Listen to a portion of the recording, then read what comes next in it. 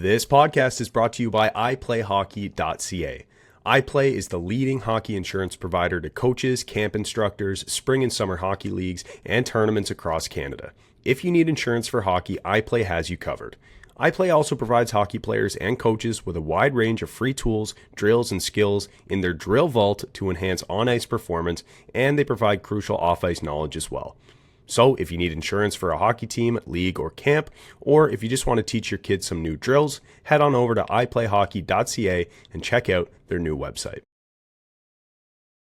Hello and welcome to episode 257 of the Boys in the Booth podcast. This time it's myself, Chad Melbourne, joined by Casey Abrams. No Harper Cody this week as he is in Costa Rica, which we found out last minute, and I think he did too. He just hopped on a plane, someone else made the plans, and there he is. So he's away for this week, but the show must go on. Case, we've got a really exciting one to get into today. We're going to be talking about the American Thanksgiving stat. Of course, American Thanksgiving just passed on this past Thursday, so we're going to get right into that. But before we do, we got to talk about NHL Fantasy Stars, man. This is the second week we're doing it here on the podcast. I know I missed last week. I did listen to you guys, chirp me about how you beat me by 1 point.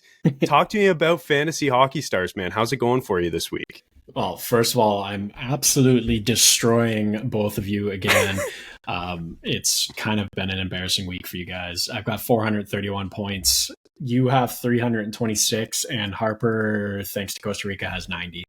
But more importantly, my fiance has gotten into this and no way is absolutely grinding on this app at all times. And despite not having Monday or Tuesday under her belt, she has 260 points, doing quite good, and is keeping up there. So I have to thank the Dallas Stars for this week because I have Heiskanen, I have Robertson, Hintz, and the Dallas Stars as my team, as one of my teams.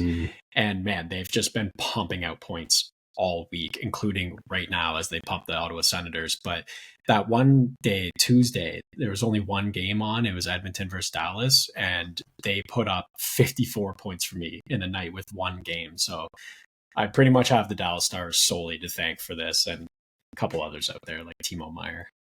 Oh, that makes me feel so bad because I also have a couple Dallas Stars on my team here. I have Roope Hintz and Miro Heiskanen, but I don't have them as the team card. And I have the Anaheim Ducks today who lost me 7 points alone. So, I mean, not that would have made all the difference this week, but it would have been nice to have a team who's not losing 7 points in Fantasy Stars here. And I just got to ask, Case, like this is 2 weeks in a row now that you're sitting at the top. You've got the crown. Hopefully Rebecca doesn't beat me this week or next week. We'll have to keep an eye on that. Maybe she's lumped into this mix here in terms of our competition. But talk to me about it. How many coins have you spent on buying packs? I need to know, Case. How much are you investing here in this weekly competition? Well, what are we at now? I don't know. That's a good question. I'll tell you that it's too many to count, probably. It's been less about buying packs and more about opening the free packs and getting some decent players, but then also training the players and making sure, like a guy like Kiefer Sherwood, who just shoots and hits and blocks and does everything. You just train a guy like that and they're going to pump out points for you. So it's been more about a couple lucky pulls, but I've been buying more strategically, buying individual players than buying packs. That seems like the smart way to do it. I've bought a couple gold packs. I feel like it hasn't really helped me, seeing as I'm still, sitting in second here out of 3 in the Boys in the Booth competition here. But you know what? Next week, I'm coming for you, and you can mark my words. So as we wrap up here, NHL Fantasy Stars is back for another season in this 2025-2026 season. It's a free-to-play daily fantasy hockey game that lets you relive the excitement of ripping open packs and collecting gold, silver, base, and ultra-rare all-star cards.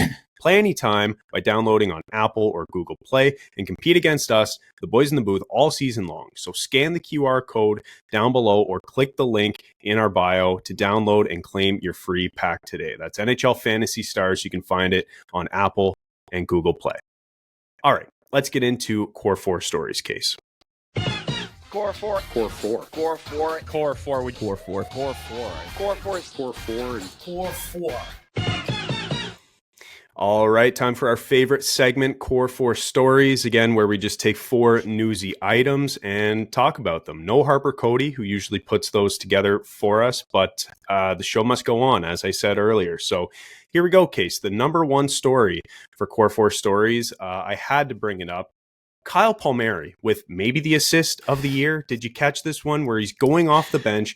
I believe it was a torn ACL. He's now out for 6 to 8 months, still makes the play, gets the primary assist. They score the goal. What an incredible play. What'd you think of that?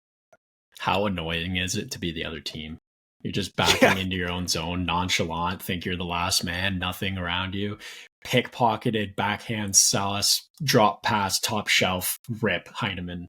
Like, what a goal that was. But Dude, to do that on a torn ACL, and then also, like, the first time I saw the play, I was like, oh, maybe he's out for a couple weeks, whatever. But to hear he's out 6 to 8 months and got an assist on that play is just ridiculous. yeah, it might be the assist of the season and certainly one of the best plays I've seen in a long time. Like, that was just incredible. And yeah, so I had to bring that one up. Okay, number 2 for Core 4 Stories here, Case. We're talking contracts. I feel like we usually default to contracts here in the Core 4 Stories, so Harper would be pleased, and maybe he's listening to this down in Costa Rica. Mike Matheson, 5 years, $6 million AAV for the 31-year-old in Montreal. They are locking up everybody long-term. I like what they're doing. What are your thoughts on that deal in particular, Case? I think I really like this deal, honestly. He's really found a home in Montreal and has been kind of their guy on the back end for a while now. Like, yeah, you have your Lane Hudson and they picked up Noah Dobson. Those guys are kind of more on the flashy offensive side, where Michael Matheson is just absolutely steady Eddie back there for them, and also throws in a couple sweet plays every year. I think it was last year he went end to end on the Devils, and I was like, yeah, that guy's good. So, I mean, locking up a defender who plays kind of top pair minutes for you at that dollar value, I think that's a pretty fair contract for him.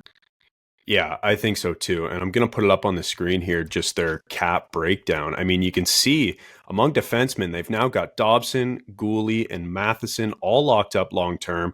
And also Lane Hudson too, you can see at the bottom. Got a couple decisions to make with Carrier and Struble, but overall, man, like, their defense core is looking pretty good. And of course, they've still got some guys in the pipeline coming up too. So to have him locked up long-term, I really like that deal. I think, you talk about flashy guys, maybe, you point to a Hudson or a Dobson, but when I think of Mike Matheson, I just think of smooth, like just a smooth defender, makes a good first pass. Like, before they had those two guys, Dobson and Hudson, he was the guy offensively. And yeah, so for him to get rewarded like this, probably left a bit of money on the table. And yeah, I just think Montreal is doing all the right things here in terms of getting their players signed. 62 points a couple years ago. Yeah, that's right. That's the thing. Like, he's offensive. He's sick. He's smooth. That's the word I just keep coming back to. Very smooth. Number 3 here on Core 4 Stories, Case. I wanted to bring up the Edmonton Oilers and their search for a goaltender. So right now they have the worst team save percentage in the NHL. There's been a lot of talk about upgrading Stuart Skinner. There was a media avail the other day or a post-game scrum where Jim Matheson, who is a reporter, asked Stuart Skinner a question that maybe came out a little wrong or maybe it was just kind of too on the nose, but he said, "The fans want another goalie. They don't want you. That must hurt."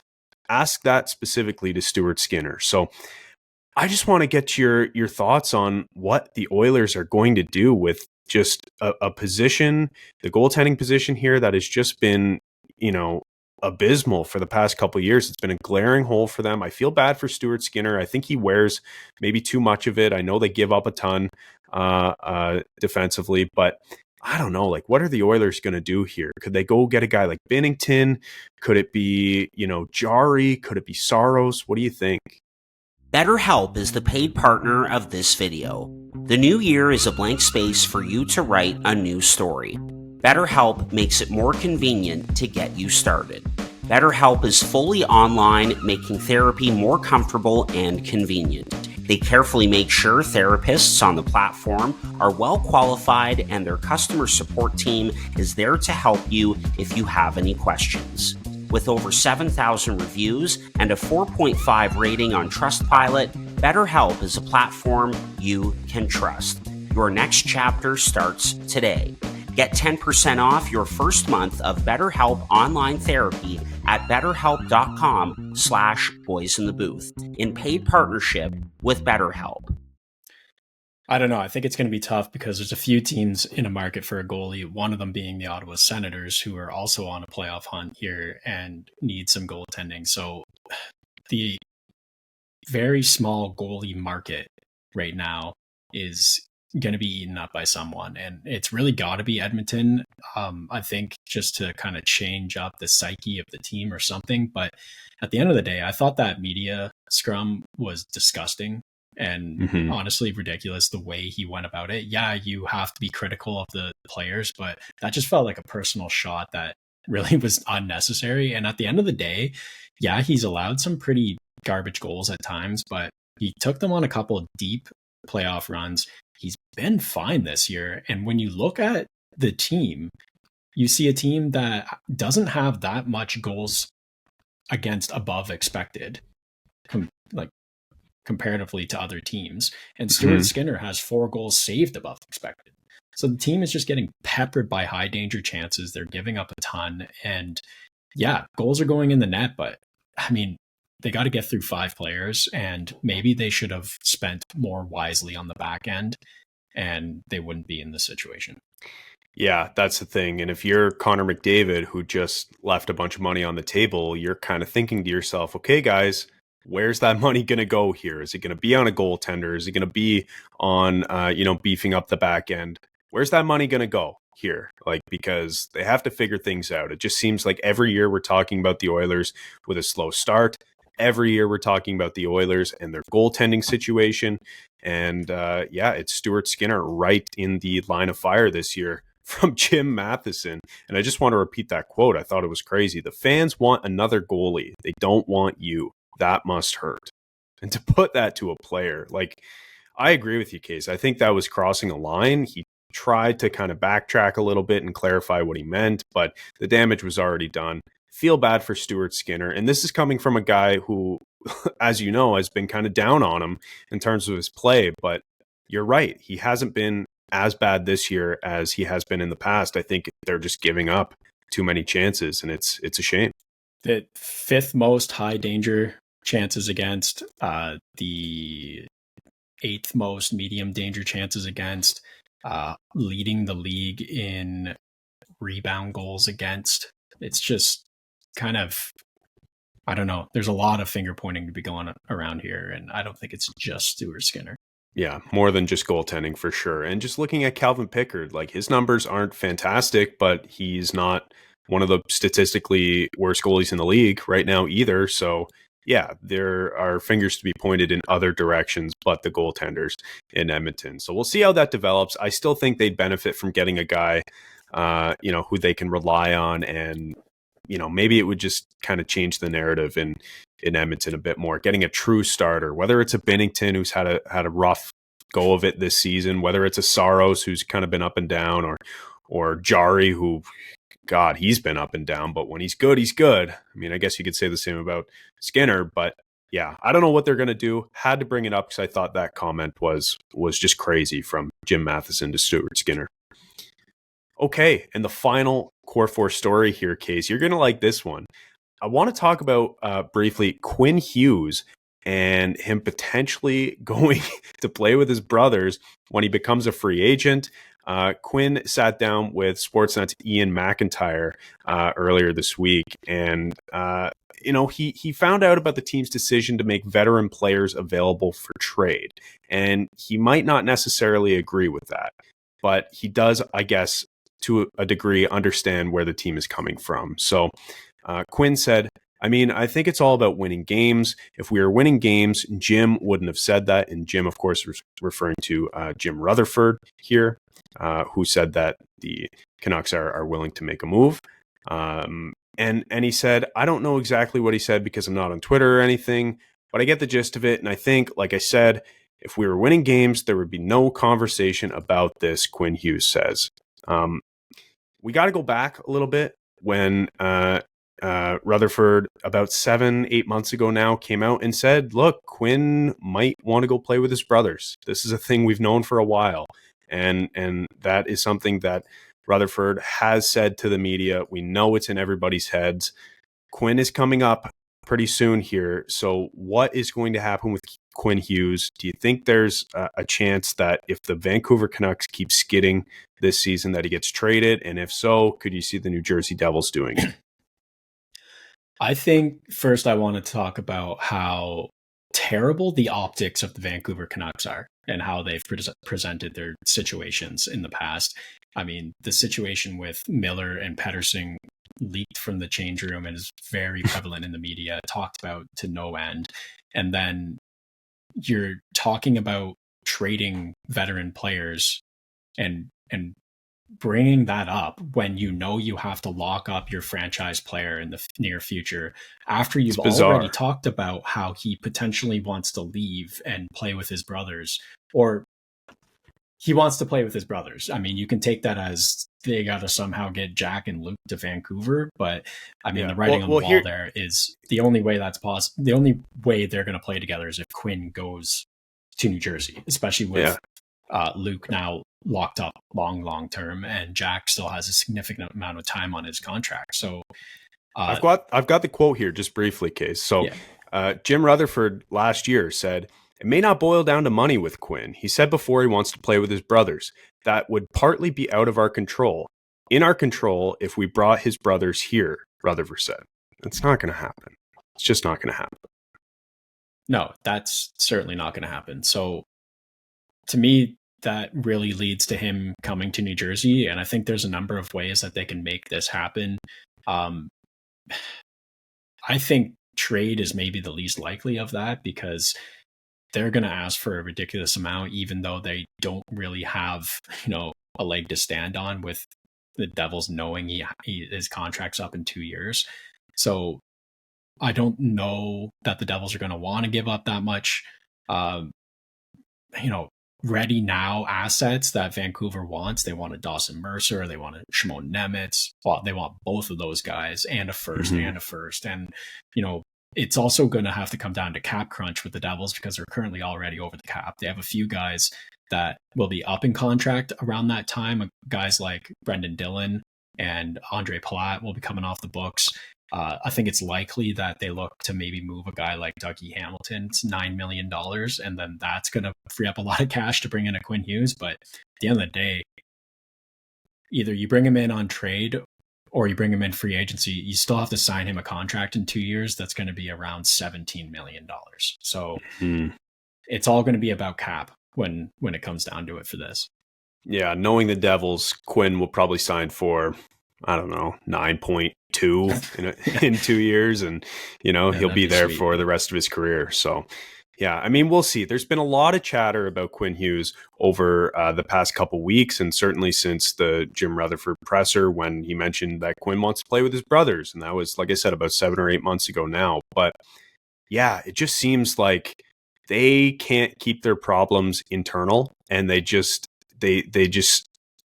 like shout it to the media for some reason, which makes absolutely no sense to me. I feel like that's the worst way to handle your problems, but that's what they've done, and seemingly that's what they're going to continue to do. So it screams tire fire over there, but we'll see what happens with Quinn Hughes and the Canucks. We'll see if the Canucks can get back on track here for this season, because another story I wanted to bring up quickly that I won't is just the fact that there's only one Canadian team in the playoff spot right now, and it's the Montreal Canadiens.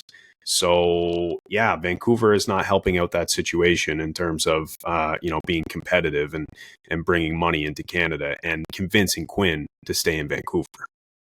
Yeah. So okay, that does it for Core 4 Stories. Now we're going to get into the meat and potatoes of this episode, titled The American Thanksgiving Stat.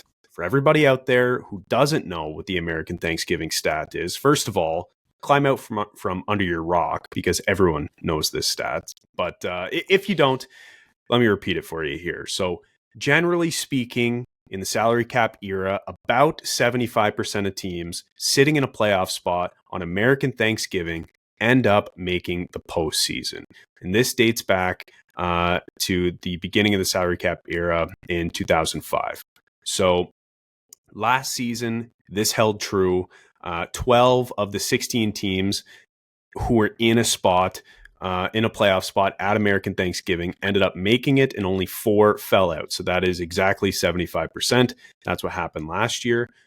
We're going to talk about what could potentially happen this year. We're going to look at the standings. We're going to bring them up here. We're going to talk about one team each who we think could fall out of the playoffs, who's currently in a playoff spot, and one team each who we think could rise up and make the playoffs, who is currently not in a playoff spot. So, Case, why don't you start us off?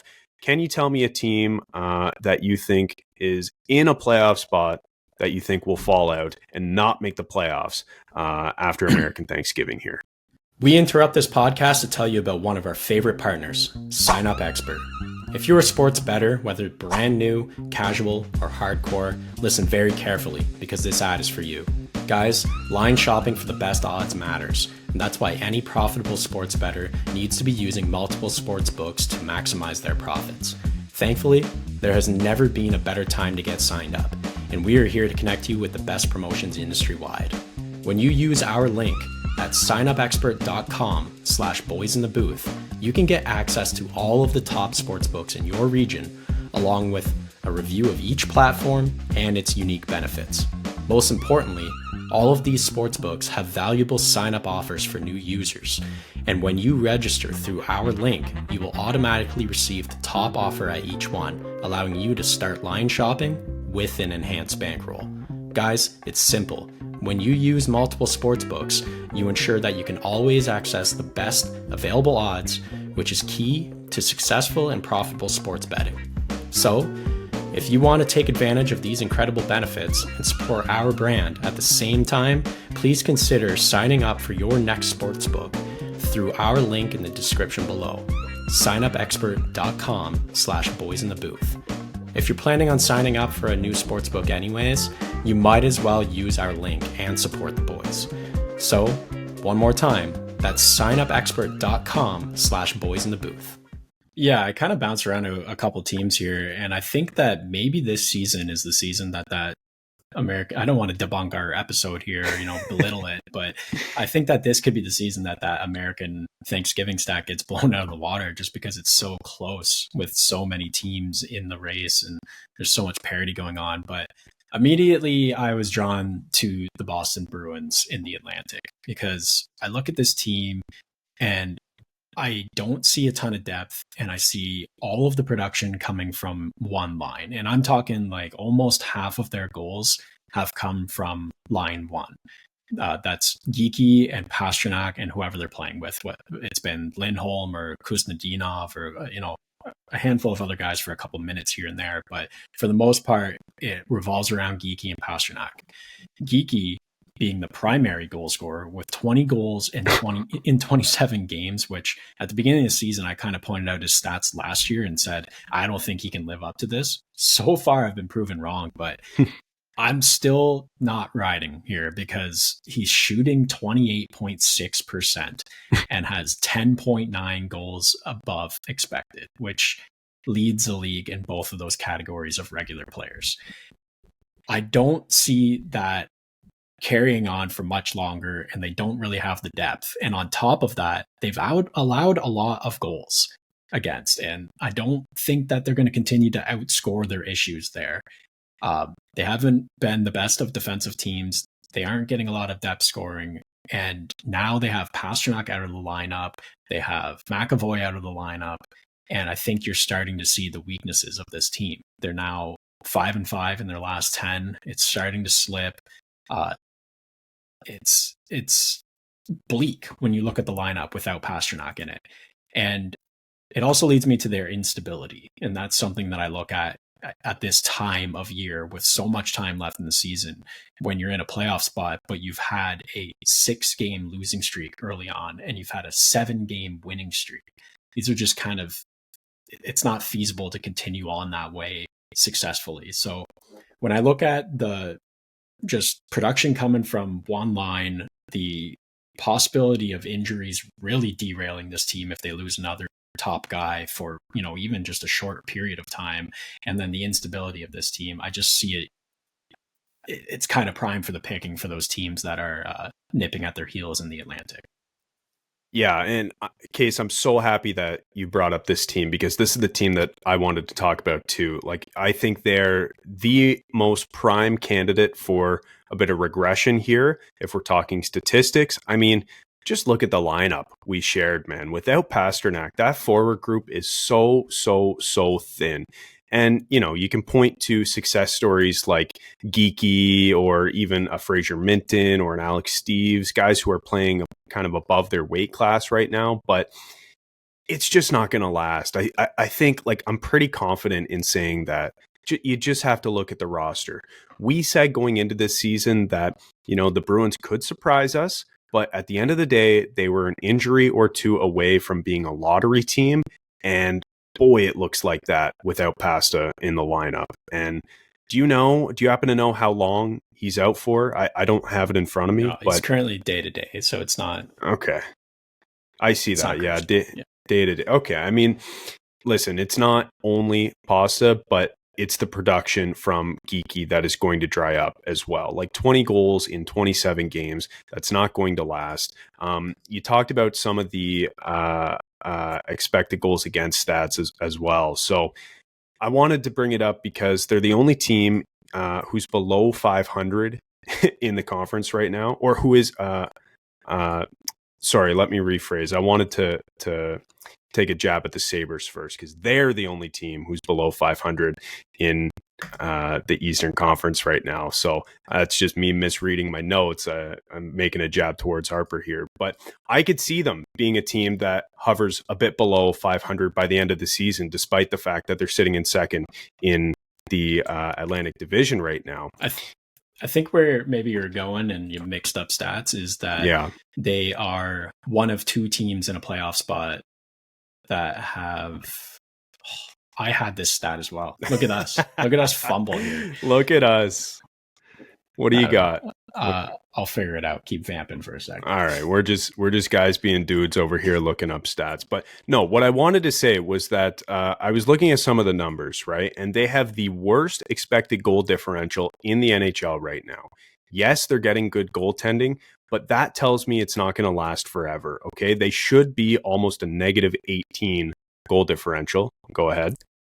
Highest goals against per game of any playoff team other than Montreal. There you go. That's what we're trying to get at there. So I was trying to get at. I don't know. Yeah. I don't know if that was the right one, but here we are. Yeah, that's what we're talking about here. And so they should be about a negative 18 goal differential here, according to Money Puck. They're a negative 3 right now. They've been getting fantastic goaltending from Jeremy Swayman, who is number 1 in the NHL in terms of goals saved above expected. He's been absolutely fantastic this year, true to form, way better than he was last season. But again, like, you're going to bet your entire season on goaltending? I'm not. Like, he's only one guy. He's going to get burnt out sooner rather than later. I just don't trust it. In terms of goals for, they're 9th in the NHL in goals for, 15th in expected goals for. So that's, they're not absolutely shooting the lights out outside of Geeky and that top line, but there's some cause for concern there and some reason for regression. But in terms of goals against, so again, this kind of goes to the point I was making earlier. They have the 8th most actual goals against in the NHL, despite the fact that Swayman's been so good.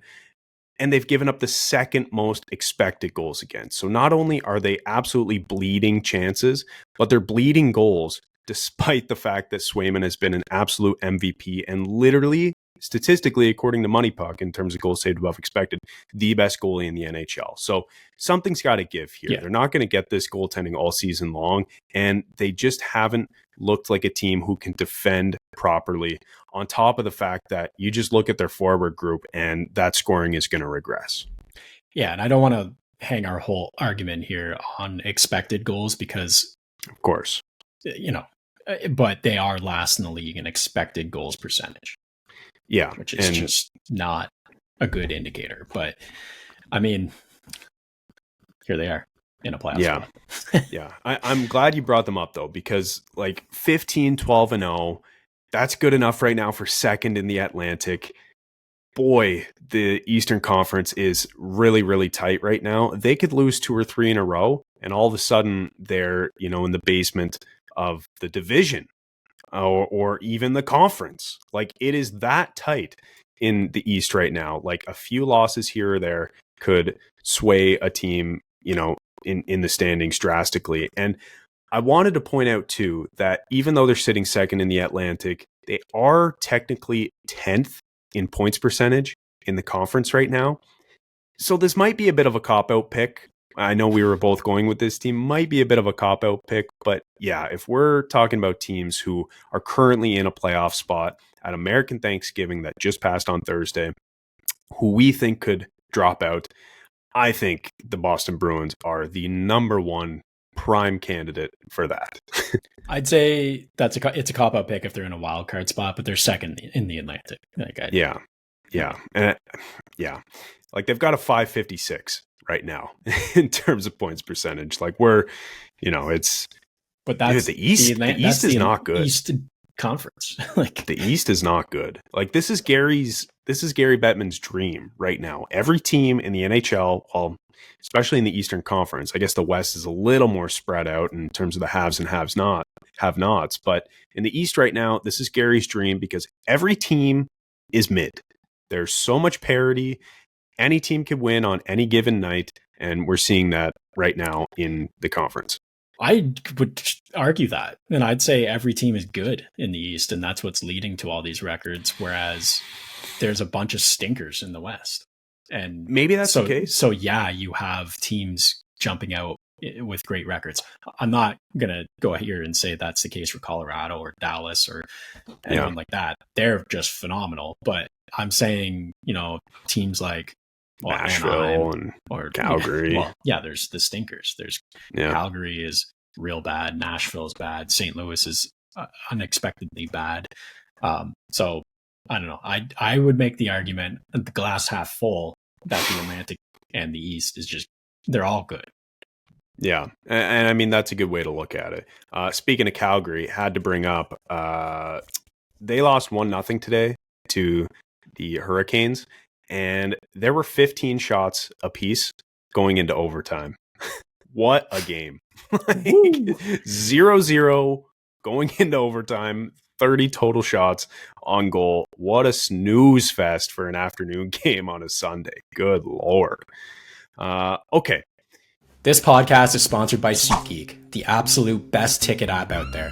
SeatGeek takes the confusion out of buying tickets, making it quick and easy to get the best deals to tickets at your favorite sporting event. SeatGeek does this awesome thing where they score each ticket out of 10 based on its value, so you know whether you're getting a good or a bad deal. Last time I got tickets to see the Devils play, I first saw red tickets. I waited it out, monitored the price in-app, and once I saw green, I pulled the trigger. SeatGeek makes it that easy. And here's the best part. SeatGeek has completely hooked us up. Boys in the Booth listeners get $20 off their first purchase on SeatGeek with the promo code BOYSINTHEBOOTH in all caps. Click the link in our description to download the app, and remember to get your discounted tickets using the code BOYSINTHEBOOTH in all caps. Get great seats for a fraction of the cost with SeatGeek. Okay, so let's get in now to a team who is not in a playoff spot at American Thanksgiving, but who you think could slide up the standings and make the playoffs by year's end. Who do you got? I know that there's a couple teams in the West that you feel like you have to bring up in this category, in the Edmonton Oilers and the Winnipeg Jets, but I'm going to stick to the Atlantic Division here, and I'm going to talk about the Ottawa Senators, who I have mentioned earlier in this episode needing some goaltending. But things aren't all that bleak in Ottawa. They are 6-3-1 in their last 10 games, not including tonight where they got ripped up by Dallas. But that's a current record of 12-8-4, has them one spot out of a playoff wildcard spot.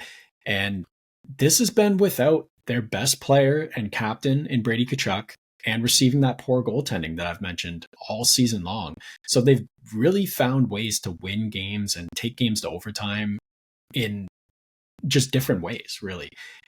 They've got good production out of kind of the top dogs who are still there, and Timmy Stu and Batherson and Pinto. Jake Sanderson has been a horse for them and has really showed up on the score sheet lately. And it's also come down to the fact that the Ottawa Senators are defending really well. And I don't think that was expected out of them necessarily, but kind of looking at some of the stats, they've allowed the second least high danger shots against, the fourth least medium danger shots against. They're kind of controlling the run of play for the most part when you look at scoring chances in general. And they're very, very, very physical. And that's even without the guy who's, led them in hits the last 3-4 seasons in Brady Tkachuk. So finding ways to win games, staying right there without your best player has been really impressive. But Brady's back now. He came back this weekend. If they get league average goaltending, which would be better than what they're currently getting, I can definitely see this team jumping up in the playoff race and really grabbing hold of one of those spots in the Atlantic Division. And I believe in them. I don't know. It's looking good there. Best face-off team in the league. Interesting there. Face-offs, yeah. I wouldn't have thought that. Claude Giroux. Giroux, yeah, is a monster for sure. But yeah, that's interesting. Case, I think this is the smart pick. I mean, they're sitting a point out of a wild card spot right now. 2 points back of second in the Atlantic. It makes sense that you brought up another team in the Atlantic. I think this division is probably the tightest in the NHL. And like we talked about, this conference is very, very tight, like top to bottom here. First place versus last place in the Atlantic. We're talking a swing of, or in the Eastern Conference, rather, we're talking a swing of maybe 10 points, like it's close, it's tight. So it makes sense that you're talking about the Senators here as a team who is currently outside looking in, but could be a playoff team come the end of the year. I think it's smart. It's interesting that they're not getting goaltending, kind of like they were last year, because like you mentioned, they're not giving up many high danger chances against, not many medium danger chances against. So you got to think that that's going to turn. I was looking it up too as you were talking, and they're second best in terms of expected goals against in the NHL in all situations right now. Only Colorado is giving up fewer chances against per game. So yeah, I could see the Senators climbing up the standings here. I mean, they only have to win a game or two to leapfrog Montreal and Boston. So yeah, it's going to be tight. And like you said, really off the top, I think this could be the year where the American Thanksgiving stat, kind of goes by the wayside, especially in the Eastern Conference, because it is just so tight top to bottom. And we're talking about the difference of, 2 or 3 games won versus 2 or 3 games lost here. That could mean playoffs for one team or, missing for another. So I like the sense. It makes sense to me. Yeah, I mean, they're 5th in team save percentage, and that's kind of really been the only thing drawing them down. And I think that's bound to turn around. I think Ullmark can be a good goalie. We know that. So I think if they just kind of hold pace here, get Brady back in the lineup, things are trending in the right direction, especially when you look at those last 10 games. 6-4-1 for their last 11, if you count tonight with Dallas. But it's been good in Ottawa, and I think it's only going to get better. They're quietly locking up players long term. They're just getting things done. I think it's been kind of no nonsense in Ottawa, which is good. Yeah, and here's the number you're talking about: 5th worst in team save percentage here at an 87.3. Not good. And there's the Oilers at the top there for the worst team save percentage in the NHL, as we talked about off the top. So yeah, I think the Sens, there's probably going to be some positive regression there for them, if that's how you want to kind of phrase that. But yeah, talking about teams who are on the outside looking in, I could see the Sens being a playoff team by the end of the year. The problem is that there's only so many spots. There's only so many playoff spots here. We don't know how many are going to go to the Atlantic in the East, how many are going to go to the Metro. As it stands right now, we have 5 teams from the Metro in playoff spots and only 3 in the Atlantic. So that is a flip-flop of what we kind of said off the top of the season here. We said that we thought 5 would get in from the Atlantic. So we'll see, man. Like it's going to be interesting down the stretch.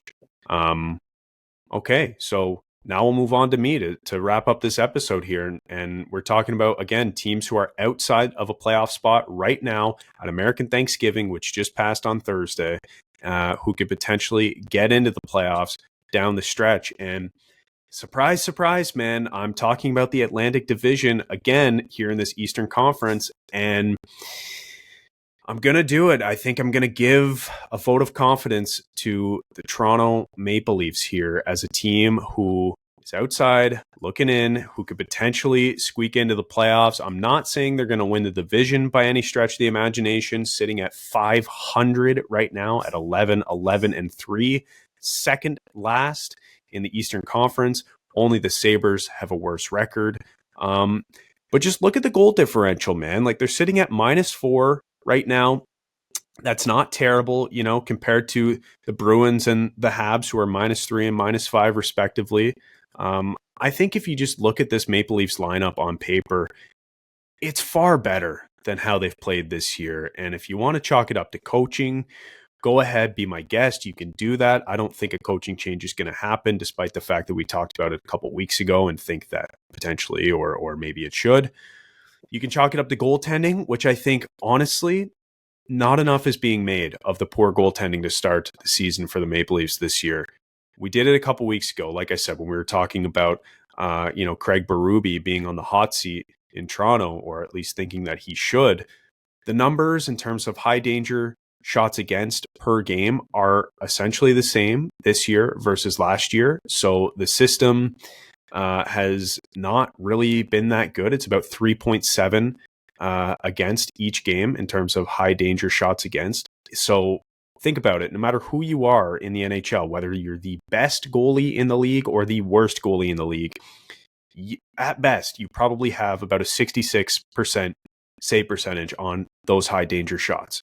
It's not a skill thing. It's just, it is what it is. When players get to that high danger position, they score about 33% of the time. So if you're giving up 3.7 a game every single night, that's not going to be good, and it's going to tax your goalies. So to start the year, Stolarz, he was taxed, like, visibly. Like, he had to play almost every game, and they had Caden Primo, who just wasn't good, and it just wasn't a great start for the Leafs goaltending. They let in a ton of goals, and they were scoring a ton, and they still are, but they were just letting in way too many goals. So I think the goaltending needed a bit of a change up. That's what they got. You've got Joe Woll, who's playing really well right now. You've got Dennis Hildeby, who's playing well too. I think the system, maybe some guys who are new here are starting to buy in a little more. Dakota Joshua just had his best game of the season last night against the Pittsburgh Penguins. So yeah, this, I think, case is my last sort of vote of confidence for this team. I don't know if I can go any further than this down the road. Talk to me in a month if they're still out of the playoffs. I'm going to say, like, sell the farm and blow it up and tank for Gavin McKenna. But as of right now, just 25 games into the season, just 4 points out of a playoff spot, I think the Maple Leafs have a legit chance to make the playoffs, despite the fact that they're outside looking in right now at American Thanksgiving. What do you think? I think this kind of sounds like the hopes and dreams of a broken fan, but I think when you look at the first half of this episode, and we're talking about a lot of analytics and stats, and kind of not also the eye test of the past, and what we expect from teams, and then compare it to this, I feel like we're basing this off what they should be doing.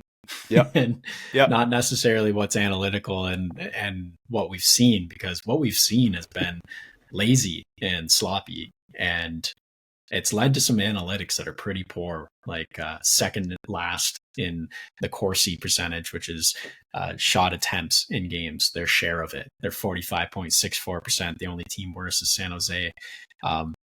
The expected goals percentage share, they're below 50%. You can say that they're scoring less than they should, but they're also getting scored on less than they should. It's just all analytically across the board not looked good, and the eye test has not looked good either. But I think when you look at the team on paper, like you mentioned, all of these things should be better, and it's got to get better. And yeah, I think you put your fandom hat on here and not your of course analytics hat, and that's fine. And of course, I'm here for it, and I think you'll see them in the playoffs as well. But man, this first quarter of the season has not looked good. Oh, it's been horrible. And let me just be the first to say, like, I am a fan first. I try to be an informed fan. I try to make decisions based on what the numbers say, plus what the eye test says, and I try to eliminate my fandom. For something like this, I've just seen it so many times. I've just seen what this team is capable of. I know what the top guys are capable of, you know? So yeah, is my fandom squeaking through a little bit here in my analysis? Maybe, but also I present to you the evidence before you on the screen, the lineup of the Toronto Maple Leafs, okay? Just take it in. Look at the forward group, look at the defense pairs, look at the goaltending tandem, swap out Hildeby for Anthony Stolarz, okay? And then let me show you a current playoff team in the Boston Bruins here on the screen too, because this is what we're dealing with. This is the stark contrast, the difference between these two lineups on paper. Like, I think the best thing going for the Maple Leafs right now, despite the fact that they've had an abysmal start to the year, they're just at 500, 11-11-3 through 25 games. The only thing going for them right now is the fact that the rest of the Atlantic Division and frankly, the Eastern Conference, it's not a bunch of world beaters out there. It's teams like the Bruins who have, Alex Steeves and Kuznetsov and Minton playing in their top 9 and Kastelik as well. Like, these are teams that are beatable and they're above you in the standings. And, you can point to the games that have already been played. The Leafs have already dropped a ton of points to inter-division and inter-conference rivals. With all that being said, as it stands today, after American Thanksgiving, they're about 4 points out of the playoffs right now. And you just would have to think that some things are going to be going in the right direction. Number one, the goaltending I already mentioned. Stolarz was overtaxed to start the year. Primo was not an NHL goalie, okay? Neither of those guys are playing games for the Leafs right now. They've got Woll and Hildeby, both of whom look really, really good since Woll came back and since Hildeby was called up. Okay, that's number one, the goaltending. Number two, some of the new guys, Dakota Joshua in particular, I know I'm putting a lot on his most recent game in Pittsburgh, but Dakota Joshua in particular is looking a lot more like himself. Same with Nick Waugh. If you start getting some production out of those players, I think it's only up from here. Number three, they're healthy. Okay, Austin Matthews is back. They're not entirely healthy because Chris Tanev is not back, who is a huge part of their back end. But Austin Matthews is back. Matthew Nyes is back. Scott Laughton is healthy. Like, they've got the band back together here, and we're going to see a real run in terms of games that matter for the Leafs going forward, because frankly, I think they all do. They're going to have to perform at, about a 650 clip here to the end of the season if they're going to make the playoffs, which I think they're more than capable of. And the fourth thing, Easton Cowan looks so promising, and he looks better every single night. He's been a real contributor, and I think he's only going to get better as the season goes on. So those are 4 positives. I'm trying to stay positive here as a fan. Trust me, think about, if you're not a Maple Leafs fan, how much you hate this team, how much you hate hearing about them, right? I promise you, us fans hate them more, okay? Like, that's kind of where we're coming from, but we know what they're capable of. And that's why I'm saying the Leafs, despite the fact that they're on the outside looking in past American Thanksgiving, have a chance to get back in. I just really think that that's what's going to happen. They're not this bad. I think it's fair, and it's just a little different than the formula of this episode the last few years, where we look at the teams on the outside and we say like statistically they're underperforming what the output is, and the other way we see teams and we say they're overperforming what the stats are saying. But this one, it's just like they're just underperforming. Who they are, and it's not a statistical thing. It's just they're underperforming. And you have to imagine that it's going to flip at some point. It's going to take something to happen. But I think this team knows they're better than this. Yeah. At the end of the day. Yeah. Well, you even saw it. I mean, I don't know if you saw it, but us sickos here in Toronto, we saw it after the game in Pittsburgh the other night, or just last night. There was a clip of Berube saying, okay, guys, we all know we're better than that. Okay. We all know this is who we are. Okay. Let's go. And that's kind of the message that you need, is like, listen, we've underperformed. It's not going to be a cakewalk, but we're better than we've shown. Let's dig in. And here we go. And who knows if this team is actually capable of doing that, right? I think we're going to find that out over the next 20 games or so, because, 20, 25 more games pass, hell, even 10 more games pass, and they're still this far out of the playoffs, like 4 to 6 points.